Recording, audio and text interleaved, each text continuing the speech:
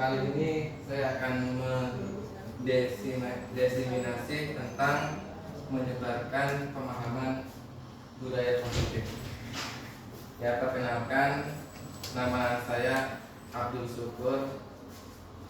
Jadi saya dari CGP Angkatan 10 Kabupaten Karawang.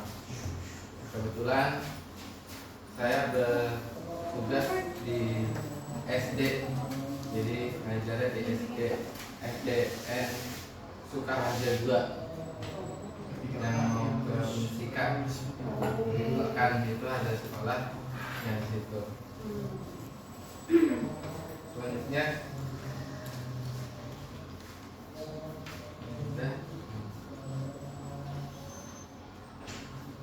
ini kompetensi yang diharapkan.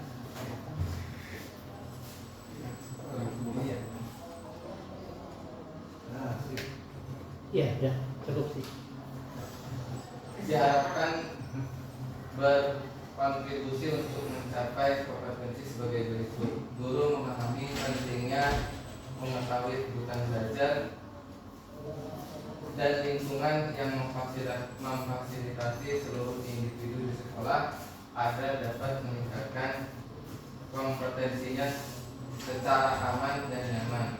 Guru mampu menggerakkan komunitas sekolah untuk bersama-sama mengembangkan dan mewujudkan visi sekolah yang berpihak pada murid dan berlandaskan nilai-nilai kebajikan universal.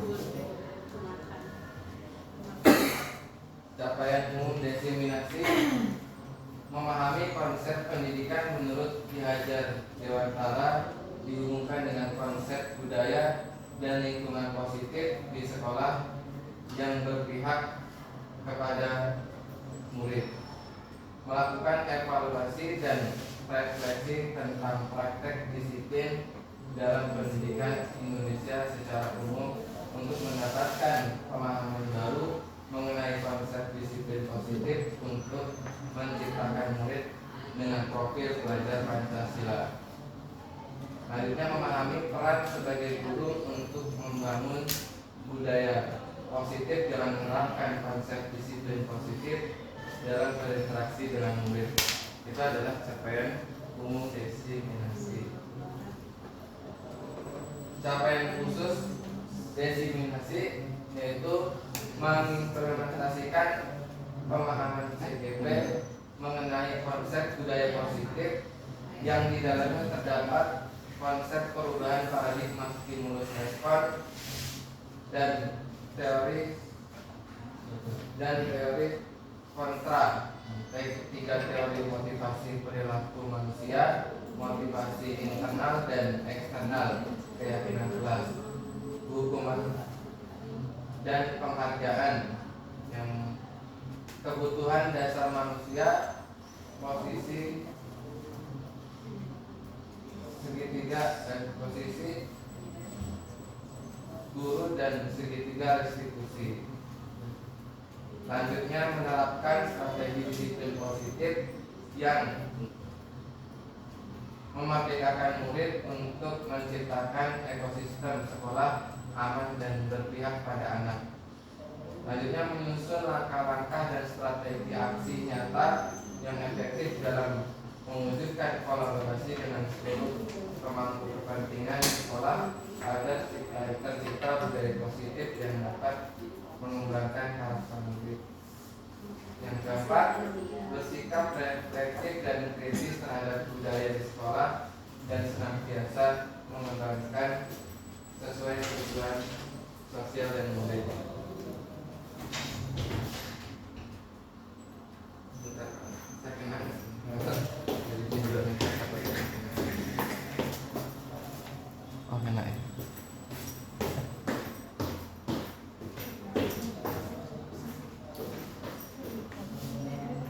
Selanjutnya, pertanyaan pemantik, setuju atau tidak setuju. Yang pertama, hukuman dapat mendisiplinkan anak. Setuju atau tidak setuju? Dari nomor 1. Terus nomor 2, pemberian hukuman dengan hal positif seperti membaca atau membersihkan halaman sekolah dapat meningkatkan disiplin anak. Yang ketiga, memberi penghargaan dapat meningkatkan motivasi belajar anak. Nah, dari ketiga pertanyaan tematik ini, kira-kira dari Bapak Ibu nomor 1 setuju atau tidak setuju, silakan dijawab. Nomor 2 sama. Jadi jawabannya hanya setuju atau tidak setuju. Kira-kira nomor 1 apa itu? Hukuman dapat mendisiplinkan anak, setuju atau tidak setuju? Tidak. Ya, nanti kita gali di belakangnya. Ya. Selanjutnya, topik diseminasi untuk saat ini yaitu yang pertama disiplin positif dan nilai-nilai kebajikan universal. Yang kedua, teori motivasi, hukuman dan penghargaan, restitusi. Yang ketiga, keyakinan kelas. Yang keempat, kebutuhan dasar manusia dan dunia berkualitas. Yang kelima, restitusi 5 posisi kontrol. Yang keenam, restitusi dari segitiga restitusi. Masuk ke pembelajaran yang pertama tentang disiplin positif dan nilai-nilai kebajikan universal. Sekarang Bapak akan membagikan apa ini namanya? Sticky note. Sticky note nanti ditempelin di sini untuk membuat kesepakatan kelas. Jadi kalian pengen bikin kesepakatan apa? Contoh, kalau belajar harus memperhatikan, atau kalau belajar tidak boleh berisik, atau kalau lagi belajar harus diam. Nah, silakan tulis di kertas ini lalu ditempelin di sini ya. Bapak bagikan masing orang satu orang satu kertas. Silakan nanti ditulis semua bagian ditulis. Kita bagian berapa satu nggak usah di belakang.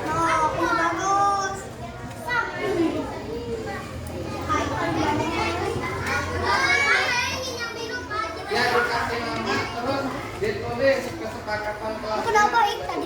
Apa bagiannya seperti apa gitu ya. Dalam belajar sekolahnya harus bersih, atau kalau nggak sekolah izin dan lain sebagainya ya. Silakan terserah kalian kesepakatan kelasnya. Ya. Nanti kalau sudah ditulis dulu lagi. Tulis kesepakatan kelas baiknya kamu seperti apa. Ya.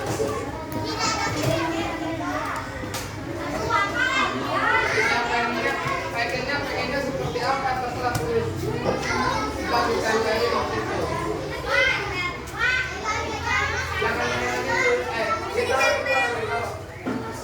Ditulis silakan maunya apa, kelasnya harus bersih atau harus bawa pulpen atau alat tulis sendiri. Nanti kalau ya silakan.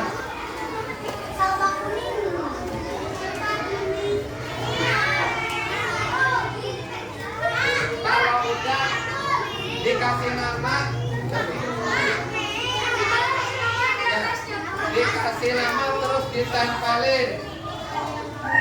Ya silakan dikasih nama terus ditempelin. Yang udah stop ditempelin di kertas itu.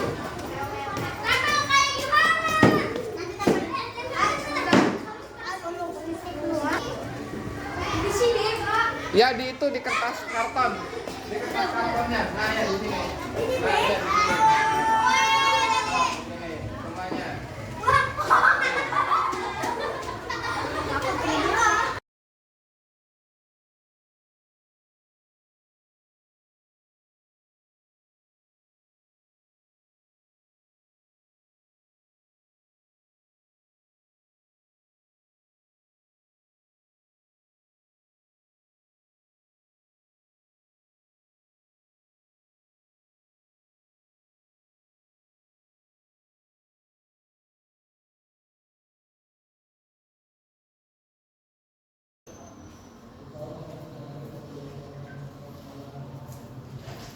Perubahan paradigma.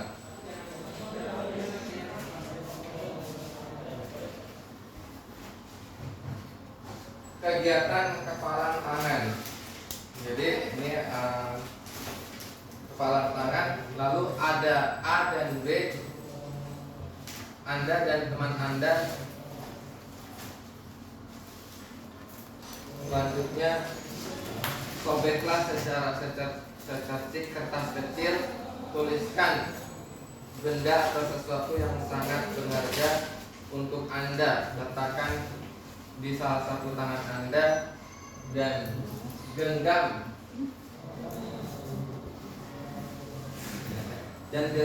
benda atau sesuatu tersebut dengan segala daya. Buatlah sebuah kepalan teman Anda.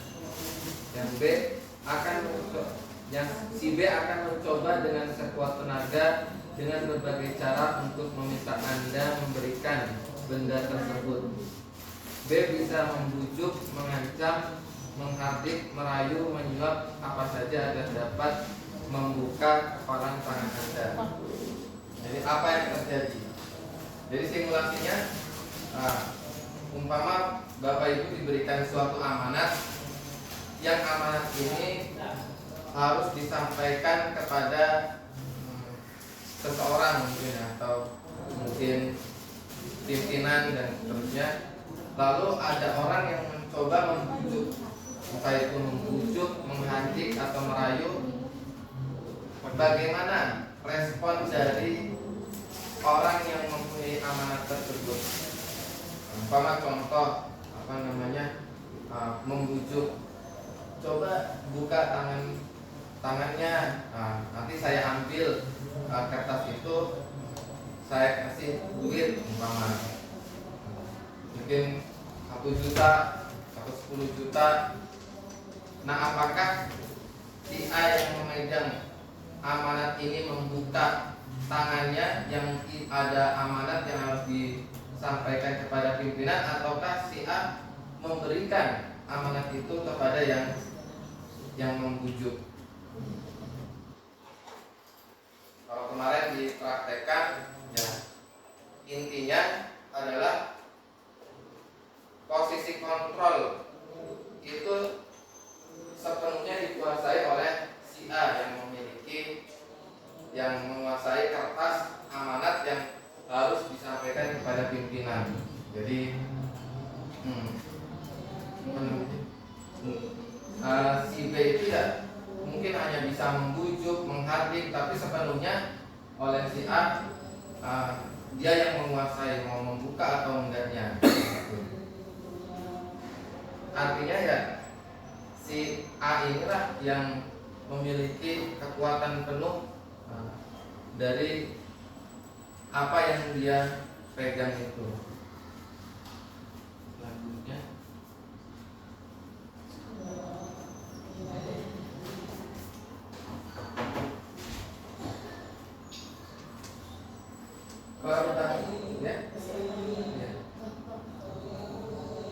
perubahan paradigma teori kontrol atau teori pilihan, ilusi kontrol. Ilusi guru mengontrol murid. Jadi seakan-akan itu guru bisa mengontrol murid, padahal ya murid itu nggak bisa dikontrol. Yang bisa mengontrol itu ya dirinya sendiri, pribadi muridnya itu. Jadi bukan guru yang mengontrol murid. Selanjutnya, ilusi bahwa kritik dan membuat orang merasa bersalah dapat menguatkan karakter. Ya hanya ilusi aja, kritikan itu hanya ilusi bisa menguatkan karakter. Sejatinya ya motivasi yang terbesar ada di dalam dirinya. Selanjutnya, ilusi bahwa semua penguatan positif, efektif dan bermanfaat. Itu juga sebuah ilusi aja. Penguatan positif itu ya sebenarnya sepenuhnya ada dari dalam diri. Kalau dirinya ingin melakukan hal positif, ya dia pasti melakukan hal positif. Tapi kalau dirinya tidak ingin melakukan hal positif, tapi dikasih motivasi positif, nggak akan masuk karena dirinya menolak untuk melakukan perbuatan positif. Terakhir, ilusi bahwa orang dewasa memiliki hak untuk memaksa, itu juga hanya ilusi. Nggak bisa orang dewasa sepenuhnya memaksa kepada anak, itu nggak bisa.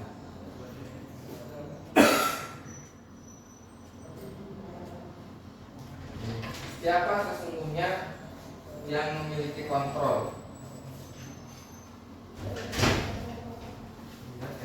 Pakai slide video sih. Cuman ini formatnya bukan PPT, jadi video. Apa di video ini?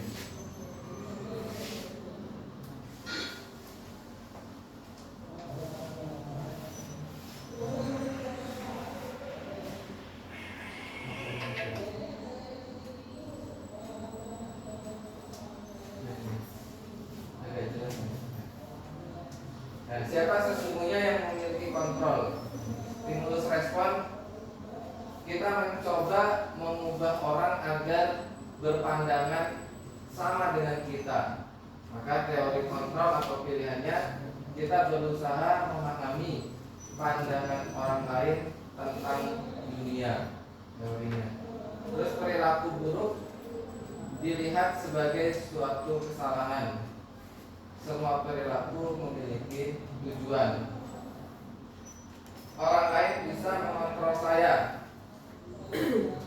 Teorinya hanya Anda yang bisa mengontrol diri Anda. Saya bisa mengontrol orang lain. Teorinya Anda tidak bisa mengontrol orang lain. Selanjutnya, pemaksaan ada pada saat rujukan gagal. Teorinya kolaborasi dan konsensus menciptakan pilihan-pilihan baru. Terakhir, model berpikir menang atau kalah. Teorinya model berpikir menang-menang, jadi nggak ada yang terkalahkan.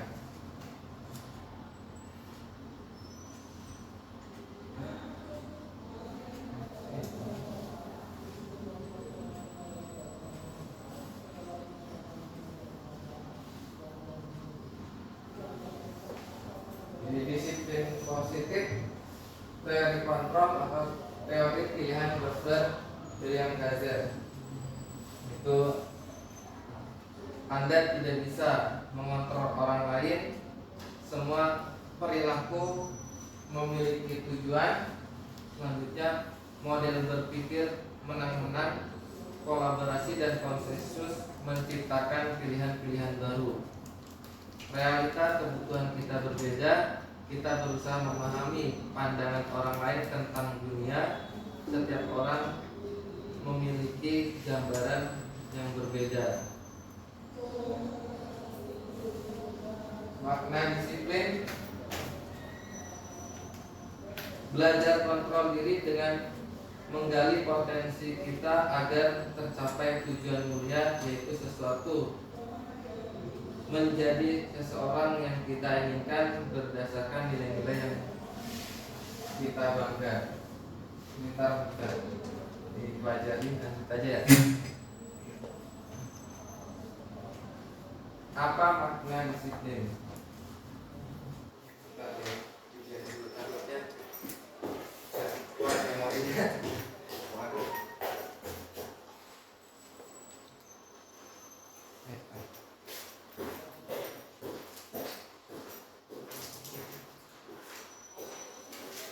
Apakah makna disiplin?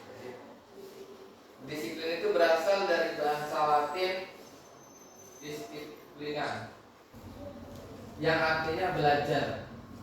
Makna asal dari kata ini berkonotasi dengan disiplin dari murid-murid,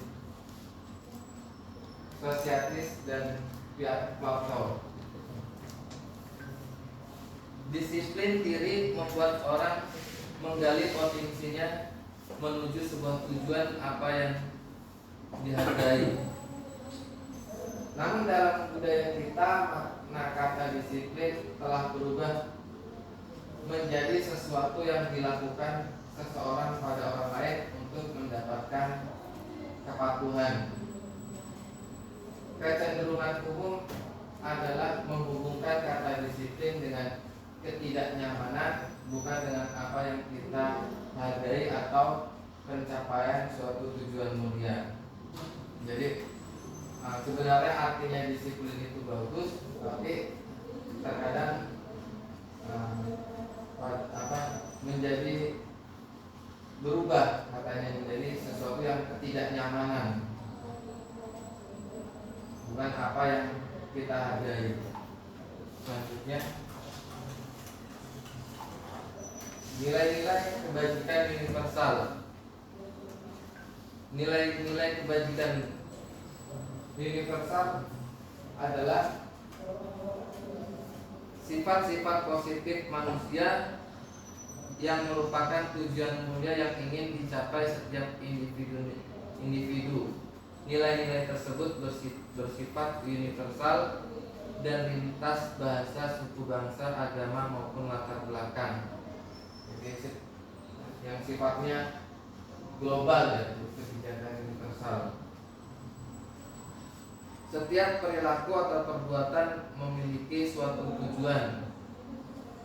Teori Dr. William Glasser pada teori kontrol 1984. Dengan menaikkan nilai-nilai kebajikan yang diyakini, seseorang maka motivasi intrinsipnya akan terbangun sehingga menggerakkan motivasi dari dalam untuk dapat mencapai tujuan mulia yang diinginkan. Nilai-nilai kebajikan yang ingin dicapai oleh setiap anak Indonesia kita kenal dengan profil pelajar Pancasila, yaitu beriman, bertakwa pada Tuhan Yang Maha Esa, dan berdedikasi mulia, mandiri, bernalar kritis, berkebinekaan global, gotong royong, kreatif. Ini salah satu disiplin positif yang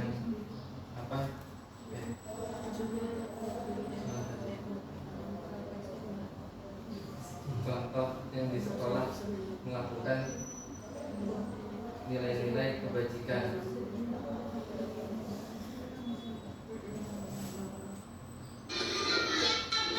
Jadi sebelum masuk itu baris dulu di depan kelas.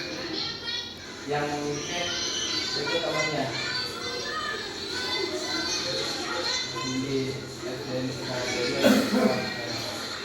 dicek apa namanya bukunya,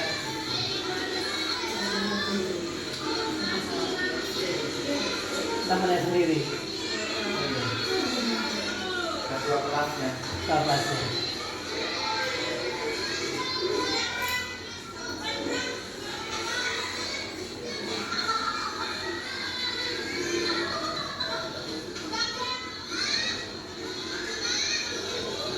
Mulai dari barisnya diatur dari yang pendek sampai yang paling tinggi.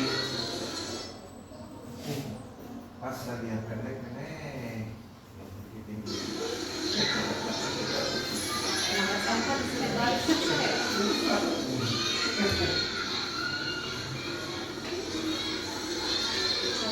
Masih gampang atur anak SD. Anak SMP. Nyawa berkali-kali.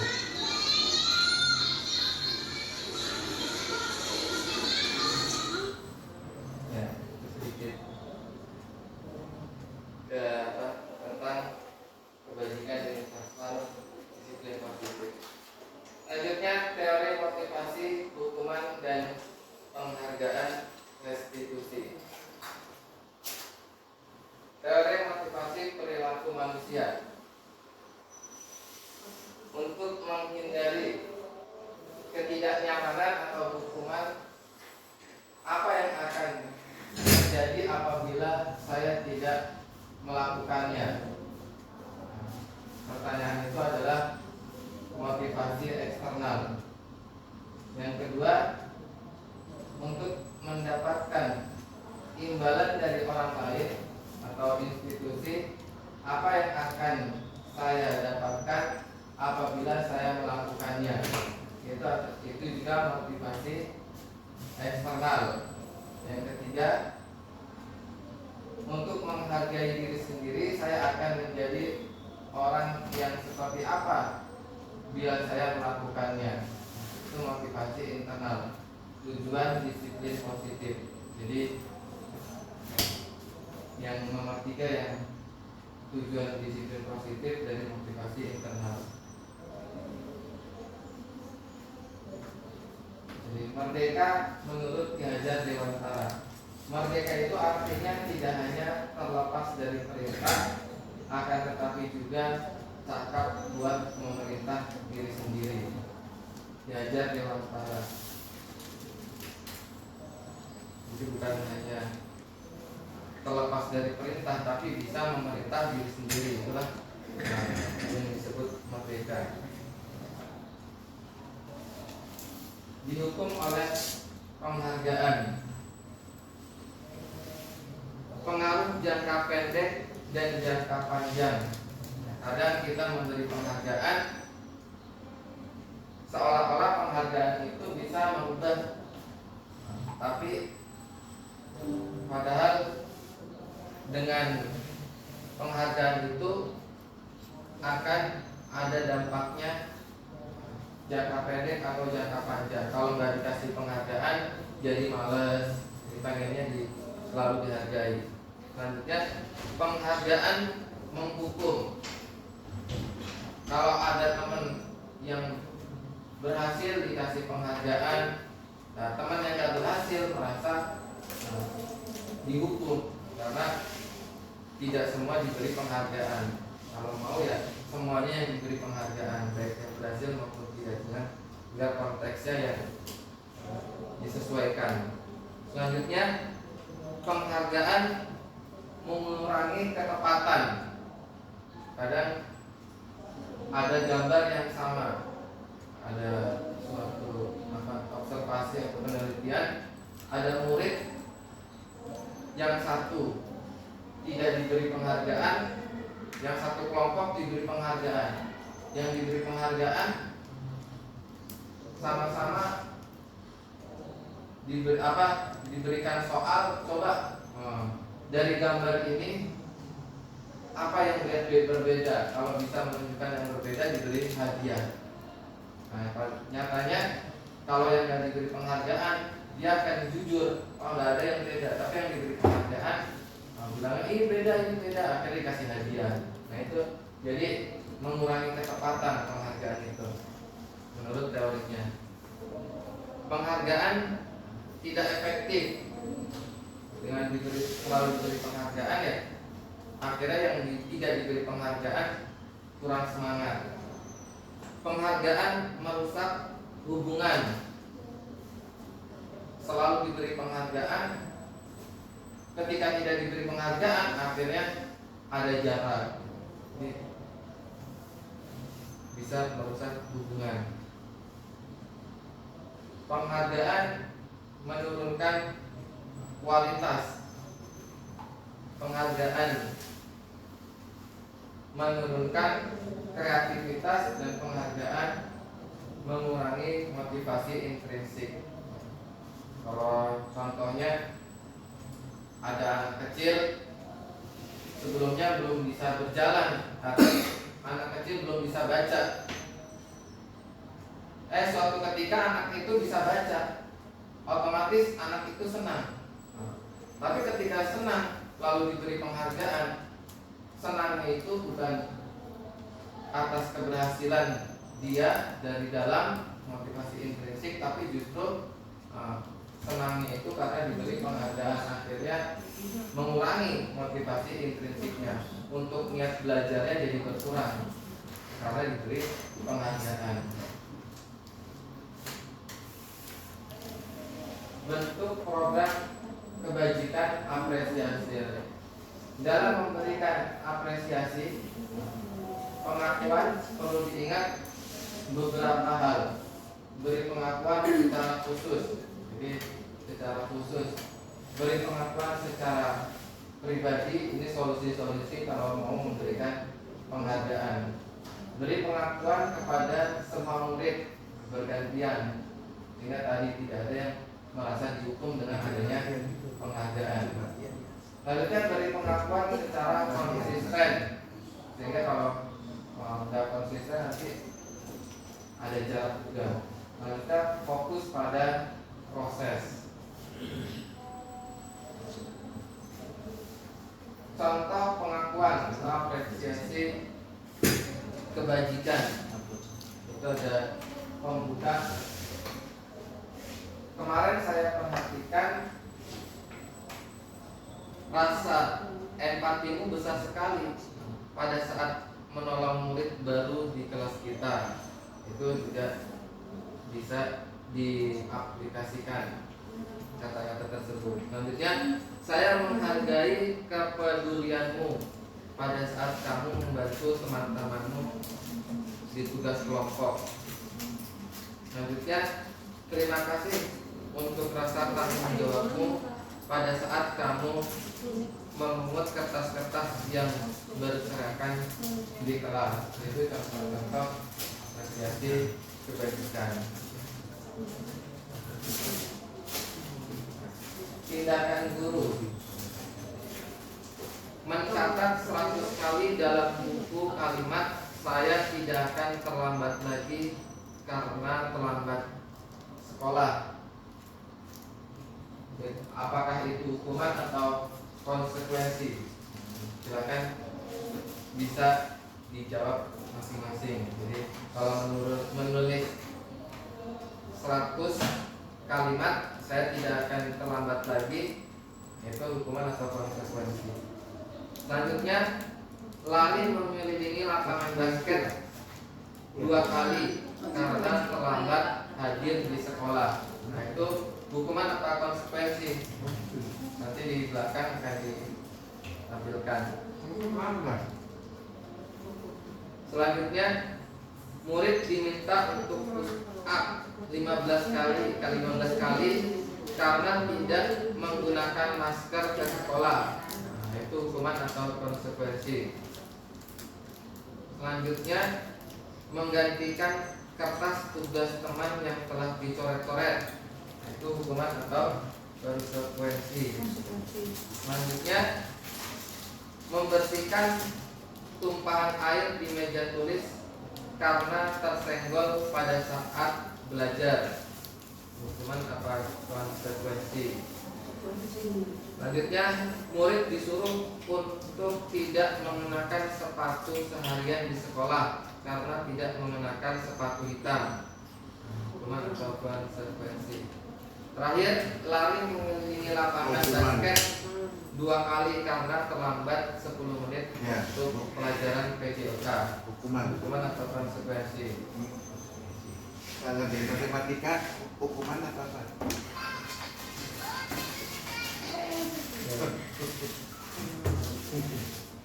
Kalau mencatat 100 kali "Saya tidak akan terlambat", hukuman apa konsekuensi? Hukuman. Lari mengelilingi lapangan basket 2 kali karena terlambat hadir di sekolah, hukuman. Murid diminta untuk push up 15 kali karena tidak menggunakan masker sekolah, hukuman ya. Gara-gara nggak pakai masker disuruh push up 15 kali. Menggantikan kertas tugas teman yang telah dicoret-coret, konsekuensi. Membersihkan tumpahan air di meja tulis karena tersenggol pada saat belajar, konsekuensi. Murid disuruh untuk tidak mengenakan sepatu seharian di sekolah karena tidak mengenakan sepatu hitam, hukuman. Lari mengelilingi lapangan basket 2 kali karena terlambat 10 menit untuk pelajaran PJOK, Hukuman. konsekuensi. Kan selain dari PJOK. Oh iya. Biasa nggak sampai akhir. Oh iya. Tapi di situ hukuman tuh Pak. Bukan. Tuh. Itu yang atasnya. Atasnya bukan. Yang itu ya, Pak. Murid disuruh untuk tidak mengenakan sepatu sehari hitam, nggak boleh pakai sepatu, itu yang hukuman. Oh. Ini perbedaan hukuman dan konsekuensi. Kalau hukuman itu sesuatu yang tidak menyakitkan harus terjadi. Jadi harusnya nggak menyakitkan harus terjadi, tapi jadi sakit, yaitu hukuman. Kalau konsekuensi sesuatu yang harus terjadi. Selanjutnya, membuat anak sakit fisik maupun hati untuk jangka waktu lama, itu adalah hukuman. Konsekuensi, membuat anak merasa tidak nyaman dalam jangka waktu pendek.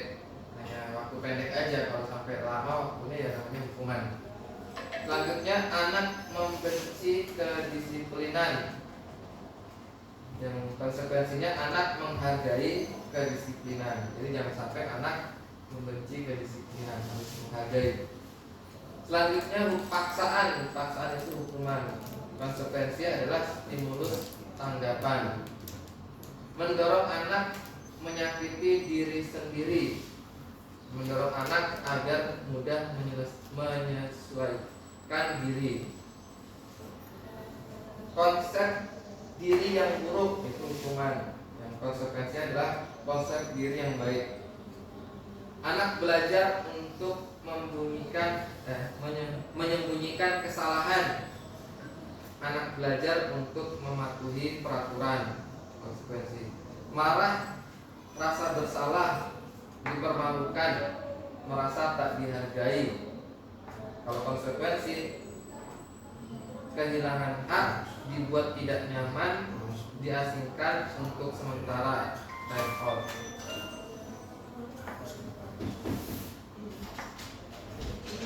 Lanjutnya,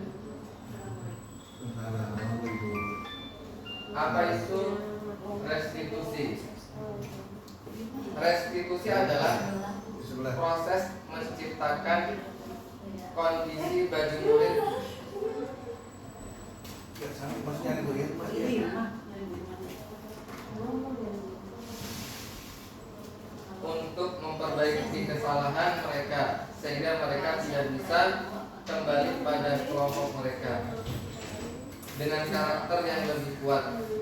Restitusi juga merupakan proses kolaboratif yang mengajarkan murid untuk mencari solusi untuk masalah mereka dan membantu murid berpikir tentang orang seperti apa yang mereka ingin menjadi tujuan mulia dan bagaimana mereka harus memperlakukan orang lain. Teori Gozen 2004. Nah, itu yang paling kiri adalah hukuman, yang tengah itu adalah konsekuensi, yang sebelah kanan dari kita itu restitusi. Contoh yang hukuman, sesuatu yang menyakitkan harus terjadi, itu hukuman. Konsekuensinya sesuatu harus terjadi. Nah, restitusinya, restitusi merupakan pilihan. Bawahnya, tidak nyaman untuk murid atau anak untuk jangka waktu panjang. Konsekuensinya tidak nyaman untuk murid, anak untuk jangka waktu pendek. Restitusi menguatkan untuk murid, anak dalam jangka waktu panjang. Contoh lain, korban mendapatkan keadilan, nah itu hukuman. Konsekuensi, korban bisa diabaikan, hanya korban ya kan. Restitusinya, korban mendapatkan ganti. Jadi dari hukuman dan konsekuensi serta restitusi, yang paling tinggi tingkatannya adalah restitusi. Selanjutnya, murid atau anak akan tersakiti, itu hukuman. Konsekuensi, murid atau anak dibuat tidak nyaman. Restitusi, murid atau anak mendapatkan penguatan. Lanjut. 9 ciri-ciri restitusi. 1. Bukan untuk menebus kesalahan, namun untuk belajar dari kesalahan. Yang kedua, memperbaiki hubungan. Yang ketiga, tawaran bukan paksaan. Yang keempat, restitusi menuntun untuk melihat dalam diri. Yang kelima, restitusi mencari kebutuhan dasar yang mendasari tindakan. Yang keenam, restitusi diri adalah cara yang paling baik. Yang ketujuh, restitusi fokus pada karakter bukan tindakan. Yang kedelapan, restitusi fokus pada solusi. Yang kesembilan, restitusi mengembalikan murid yang berbuat salah pada kelompoknya. Nah, ini nilai-nilai video nilai kebajikan 6 profil pelajar Pancasila.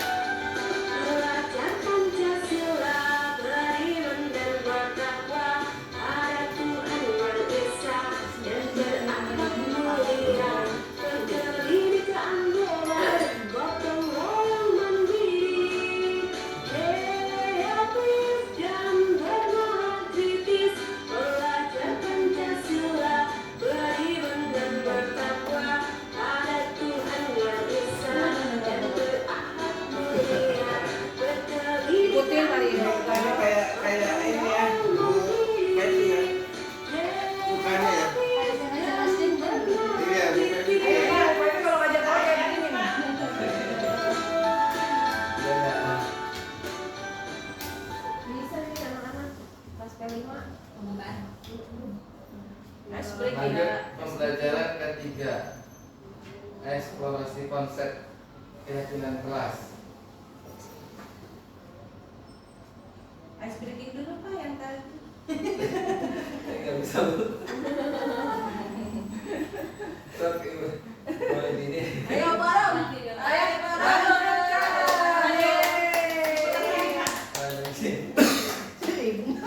Ayo Arum. Ayo Tante. Ayo. Sambil lihat itu nggak apa-apa.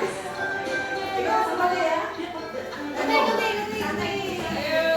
Kalau bisa dulu lihatin dulu. Tapi videoin bu, Berdiri.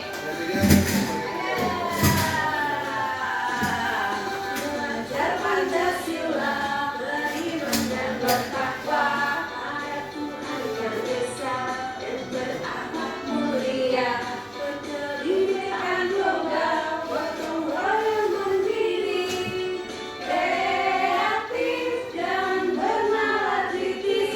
Belajar Pancasila, beriman dan bertakwa pada Tuhan yang esa dan berakhlak mulia, berkebinekaan global, gotong royong mandiri, kreatif dan bernalar kritis. Bisa nih ibunya.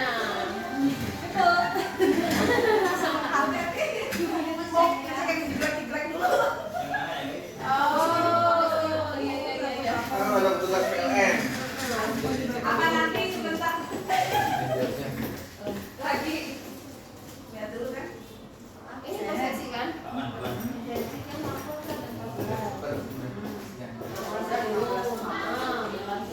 Selanjutnya, mengapa tidak peraturan saja? Mengapa harus keyakinan kelas?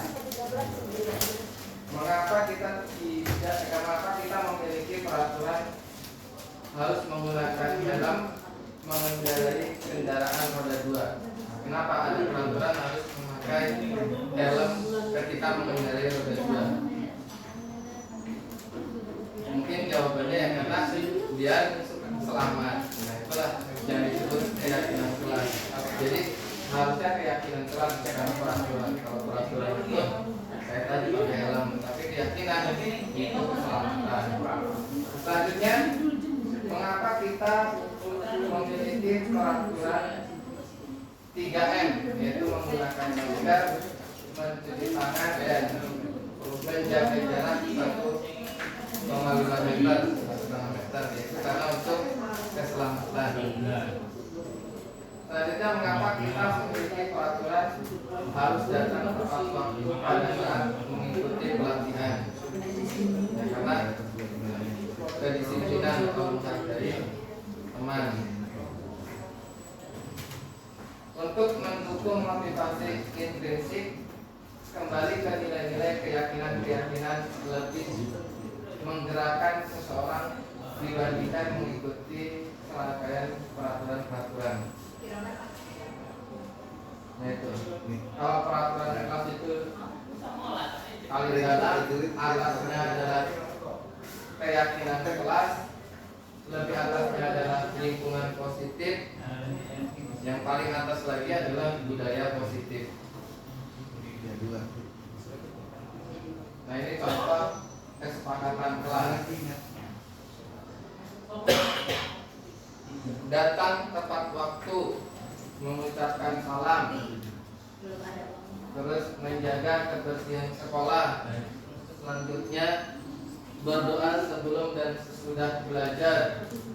Selanjutnya aktif dalam pembelajaran. Itu kesepakatan kelas. Keyakinan kelasnya apa? Berarti tertib. Selanjutnya kesepakatan kelas yang lain, kami guru dan murid yang saling menyayangi, kami murid yang semangat belajar, kami murid yang peduli dengan teman-teman. Kegiatan pendalaman keyakinan kelas, tabel T dan Y.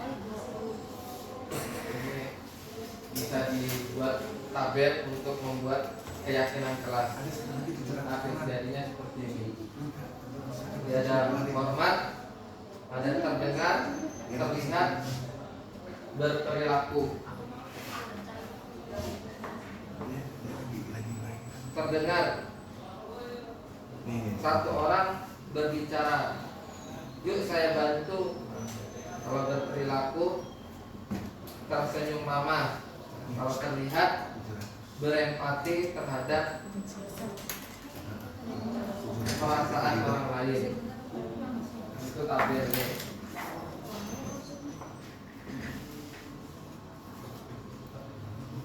Selanjutnya,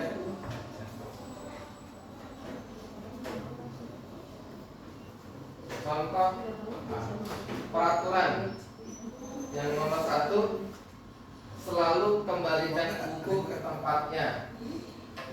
Keyakinan kelasnya apa itu? Kalau mengembalikan buku ke tempatnya, itu keyakinan kelasnya tanggung jawab. Terus dilarang mengganggu orang lain peraturannya. Keyakinan kelasnya adalah menghormati orang lain. Selanjutnya, hadir di sekolah 15 menit sebelum pembelajaran dimulai. Nah, keyakinan kelasnya apa? Yaitu menghormati orang lain, berkomitmen. Selanjutnya, dilarang melakukan kekerasan peraturannya. Keyakinan kelasnya adalah keselamatan, menghormati orang lain. Selanjutnya, dilarang menggunakan narkoba. Keyakinan kelasnya untuk kesehatan. Selanjutnya, bergantian atau menunggu giliran. Keyakinan kelasnya menghormati orang lain atau bersabar. Menggunakan masker itu kesehatan, keselamatan. Jangan belajar di kelas, jangan berlari di kelas atau koridor. Keyakinan kelasnya adalah keselamatan atau keamanan. Yang keempat, tentang kebutuhan dasar manusia dan dunia berkualitas.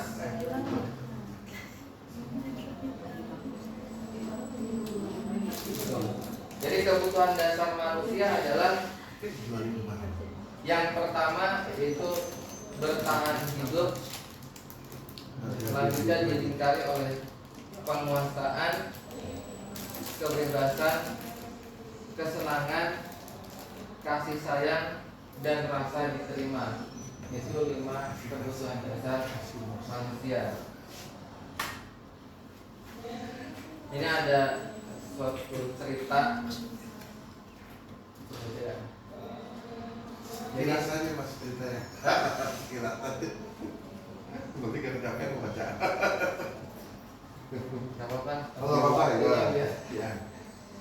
Tapi waktunya mau Jumatan ini nanti jam 11. Iya kan betul. Tapi kan materinya selesai belum selesai. Oh iya. Iya. Kebutuhan dasar manusia. Contoh ada sebuah kisah cerita Ihsan siswa kelas 10A SMA karakter mulia. Ia anak yang pendiam dan pemalu.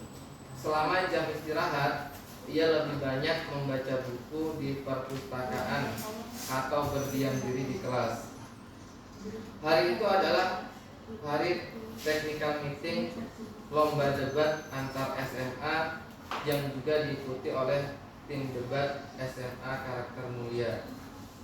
Tiba-tiba ada kabar bahwa Adit, anak kelas 10B yang sudah didaftarkan mengikuti lomba debat mewakili sekolah sakit demam berdarah dan dirawat di rumah sakit sehingga tidak bisa menghadiri acara technical meeting lomba debat di hari itu.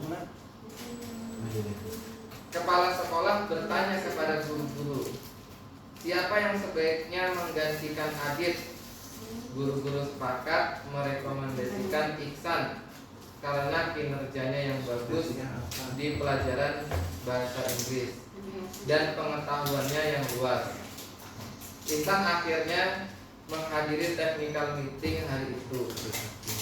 Setelah itu ia berlatih debat bersama anggota tim debat yang lain, Sinta dan Indra, di bawah bimbingan Pak Frans, guru pelatih debat. Mereka mewakili sekolah dan tim debat SMA karakter mulia menjadi juara umum. Innalillahi kebaikan. Apa ya? Iya. Di break dulu ini lagi direkam.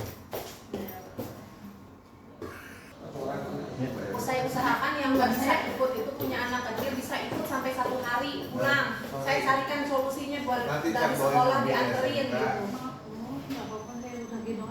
Ya nanti dibuka itunya. Saya udah di luar. Ya nggak apa-apa dibuka pintu ininya nggak pakai AC-nya tapi nanti sampai sore aja. Dilanjut ya, Bapak Ibu. Iya. Nanti didata materi data ya. Sampai mana tadi ceritanya? Budira juga data. Sudah tidak pemalu dan pendiamnya. Budira mah ada. Oh, iya. Ada Buyuda. Jadi mereka mewakili sekolah dan tim debat SMA karakter mulia menjadi juara umum. Jadi awalnya pendiam, setelah didaftarkan, ternyata juara. Sejak saat itu Ihsan berubah menjadi anak yang lebih percaya diri, tidak pemalu dan pendiam lagi. Semua murid dan guru mengenalnya sebagai Ihsan si juara kompetisi debat. Pada jam istirahat ia banyak menghabiskan waktu bersama teman-temannya. Ia juga semakin rajin berlatih debat dan mengikuti berbagai lomba debat. Ia menjadi ketua klub debat di sekolahnya. Ia giat promosikan klub debat agar anggotanya bertambah dan ia juga bersemangat melatih juniornya di klub debat sekolah. Kira-kira kebutuhan dasar mana yang terpenuhi pada Ihsan sehingga membuatnya berubah? Jelaskan. Ya, si Ihsan ini kan awalnya pendiam, setelah dia ikut lomba ternyata juara, akhirnya menjadi aktif. Nah, jadi kalau menurut saya sih Ihsan ini kebutuhan dasar yang saat pendiam itu karena belum terpenuhi tentang penguasaannya. Kan tadi kan ada penguasaan, jadi belum ada rasa diterimanya, sehingga dia berdiam. Begitu dia diakui, dia baru aktif. Ini cerita yang kedua. Bimo, seorang anak TKB, selalu berlari keluar kelas menuju jalan raya. Di depan sekolahnya ramai dengan kendaraan. Tingkahnya membuat guru Bu Ani bingung dan sering kali lari mengejarnya. Ada beberapa kemungkinan jawaban yang diberikan Bimo. Identifikasi kebutuhan yang ingin dipenuhi oleh Bimo. Jika respon Bimo seperti di kolom sebelah kiri, tapi di bawah ini apa? Aku senang main kejar-kejaran dengan ibu guru. Seru. Apakah itu kebutuhan dasar penguasaan? Apakah cinta dan kasih sayang? Ataukah kesenangan? Ataukah kebebasan? Jadi selalu pengennya lari-lari. Karena ada kata seru, biasanya berarti kan kebutuhan dasar yang belum terpenuhi adalah cinta dan kasih sayang. Itu pengen disayang oleh Bu Ani tadi, ngajakin lari-lari. Meskipun ya kadang membuat repot Bu Ani, jadi tinggal diatur. Selanjutnya pembelajaran 5, posisi kontrol. 5 posisi kontrol. 5 posisi kontrol ini ada penghukum, ada pembuat orang merasa bersalah, ada teman, ada pemantau, ada manajer. Yang disebut dengan identitas gagal yaitu kontrol dari luar,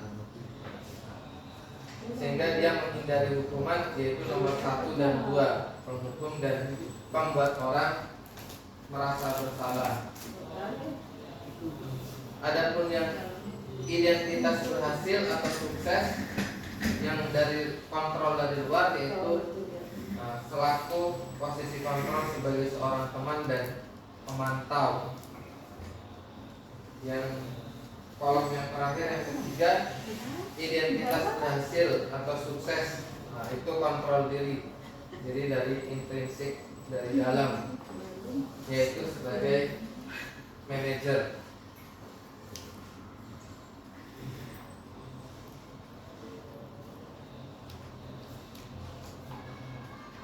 Nah, ini salah satu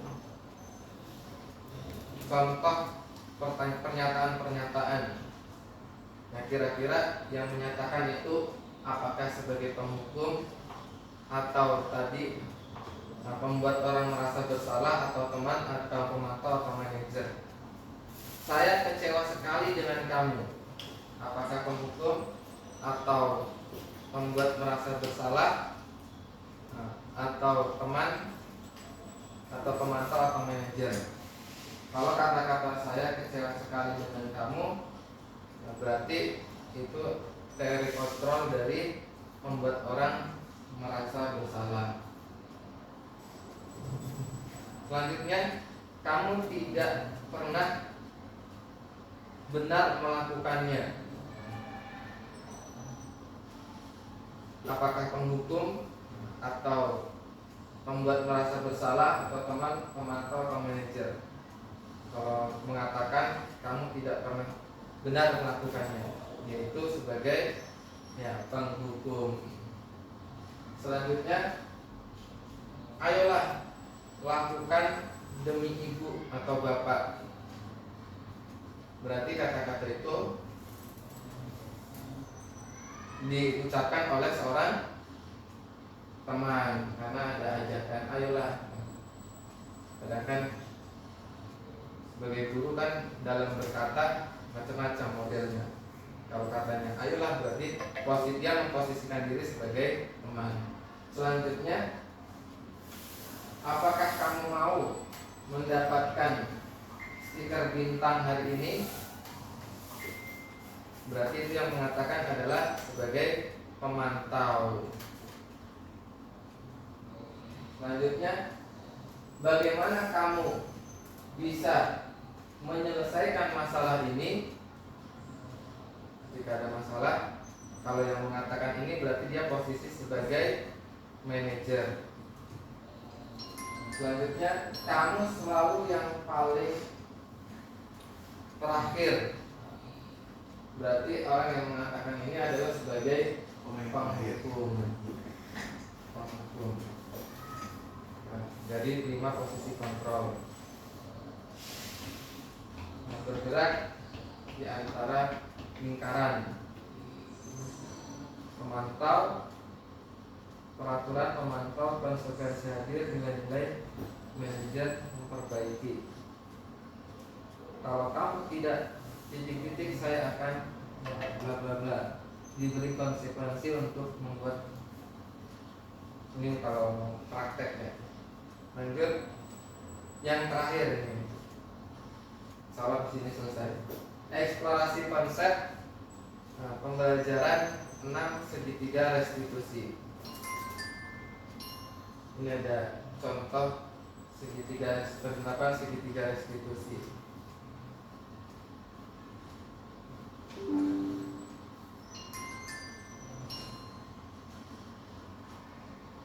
Siap sana. Siap, Pak. Sudah lama nggak ketemu sana? Kenapa hari ini ada di situ? Kesel, Pak. Kesel banget. Masa aku dikatain tukang fitnah, Pak? Ya aku marah lah. Aku balik ngatain Eka di depan kelas. Kesel banget. Oh begitu. Ya pasti kamu marah dan kesal. Bapak juga akan marah apabila ada yang menuduh Bapak seperti itu. Wajahnya benar Kemudian pada saat itu Emosi. kamu mau melakukan apa? Ya saya langsung ngatain Eka lah, Pak. Kesel banget. Saya bentak-bentak dia di depan teman-teman lain. Oh begitu.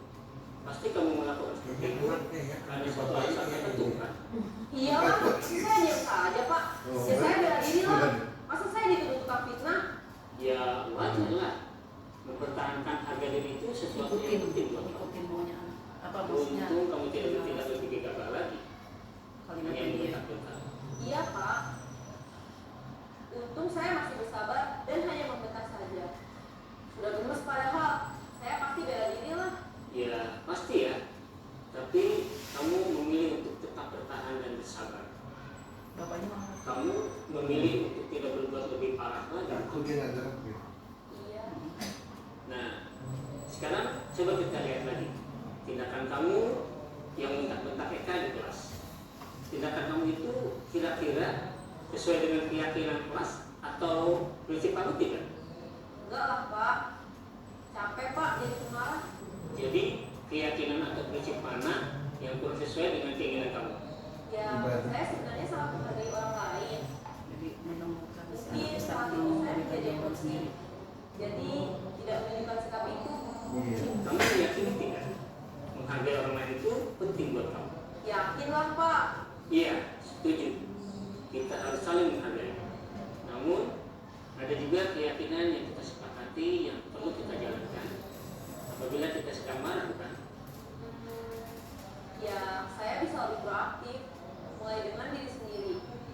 Saya bisa jadi lebih sabar, mengambil waktu jeda untuk berpikir mau apa selanjutnya. Kira-kira kamu bersedia memperbaiki masalah ini tidak? Sedia, Pak.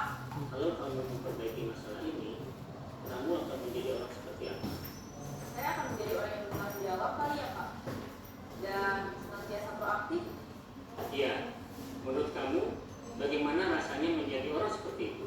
Ya nyaman lah, bangga bisa bersabar dan menahan diri.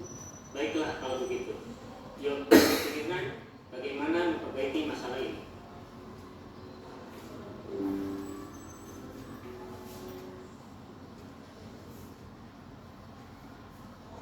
Nah, tadi dalam menghadapi perbuatan indisipliner itu bapak tersebut melakukan segitiga restitusi, yaitu yang pertama menstabilkan identitas. Biasanya kata-katanya itu setiap orang pasti pernah melakukan kesalahan, atau kamu bukan satu-satunya orang yang pernah melakukan ini. Setelah stabil, baru validasi validasi kebutuhan. Kamu tentu punya alasan mengapa melakukan itu. Adakah cara yang lebih efektif untuk mendapatkan apa yang kamu butuhkan? Setelah itu menanyakan keyakinan, nilai-nilai apa yang telah kita sepakati. Kamu ingin menjadi orang yang seperti apa? Cara menyelesaikan tindakan indisipliner menggunakan segitiga restitusi.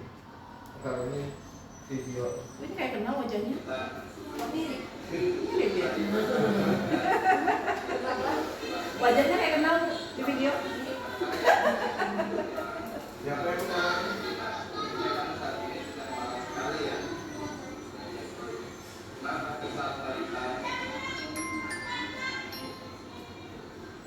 Oh begitu, ya wajar jika kamu merasa kesal dan marah. Jika Bapak ada di posisi kamu, maka Bapak juga akan melakukan hal yang sama. Lalu apa yang kamu lakukan pada pihak? Talita pasti kamu alasan kenapa kamu melakukannya. Iya, yang buat.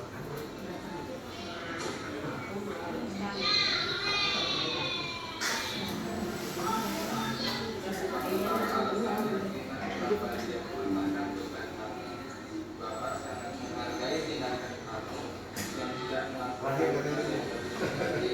Sekarang coba klarifikasikan, kamu menarik baju Vina apakah sesuai dengan keyakinan kelas kita? Nanti Menurut kamu, keyakinan kelas apa yang telah kita sepakati? Menurut kamu, saling menghormati antar teman itu penting tidak? Jadi, jika menurut kamu keyakinan apa yang harus kamu lakukan saat kamu sedang marah? Jika kamu meyakininya, apakah kamu bersedia untuk memperbaikinya? Seperti itu adalah perbuatan yang baik dan mulia yang harusnya. Sekarang kamu kembali ke kelas, Bapak ingin memberikan satu untuk kamu ini.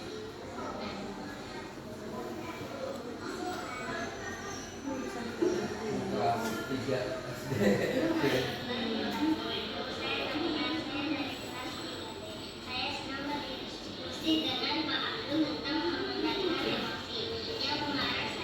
konsultasi loh.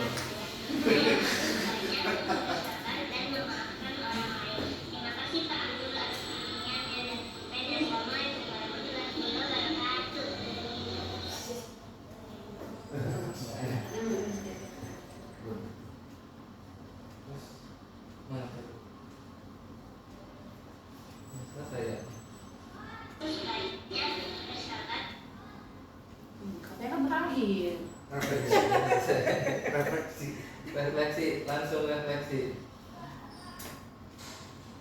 Nah ini mah tadi ya teori-teorinya. Terakhir refleksi. Hal baru apa yang mengubah paradigma saya yang saya dapatkan? Perubahan. Ya baru apa? Baru berubah jawabannya. Yang kedua, perasaan apa yang muncul selama mengikuti sesi ini, khususnya mengenai makna disiplin dan motivasi intrinsik. Gila.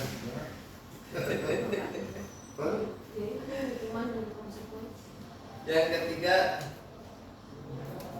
peran Among seperti apakah yang saya telah lakukan selama mengikuti modul ini atau selama Tetap aja. mengajar. Di sekolah. Yang keempat, saya akan menjadi Among yang seperti apakah setelah mengikuti modul ini. Bukan jadi amang lu. Amang. Jadi amung kali. Among itu kan ada tadi Among. penghukum atau pembuat merasa Ngomong ya. bersalah, Ngomong. atau sebagai teman, atau sebagai pemantau, atau sebagai manajer. Nah, ketika ada 5 posisi kontrol itu kita ingin memposisikan diri sebagai apa. Baik, terima kasih Bapak Ibu hebat yang sudah memperhatikan diskusi atau presentasi jalannya diseminasi budaya positif. Dari saya banyak salahnya, mohon maaf yang sebesar-besarnya. Syukur alhamdulillah, jazakumullah khairan. Wassalamualaikum warahmatullahi wabarakatuh. Waalaikumsalam.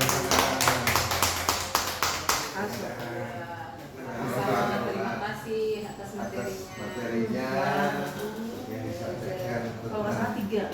Apa? Guru. 2 masih Sudah di anu. 3 aja? Diedit. Yang nanti diedit. Iya.